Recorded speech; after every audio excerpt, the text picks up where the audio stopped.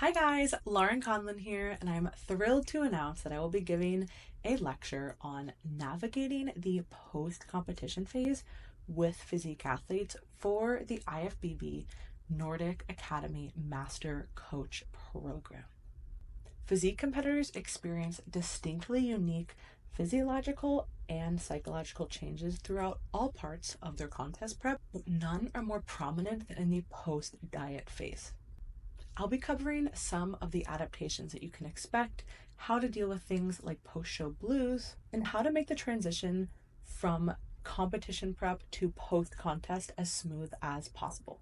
There is absolutely no one-size-fits-all approach to coaching, but this is especially true during this time.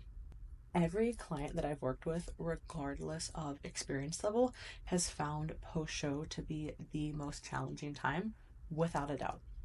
Learning new strategies to help your clients is essential for both their physical and mental health and also their longevity in this sport. So join me and the rest of the amazing coaches who are contributing to this program to become a more well-rounded and effective physique coach. We can't wait to see you in there.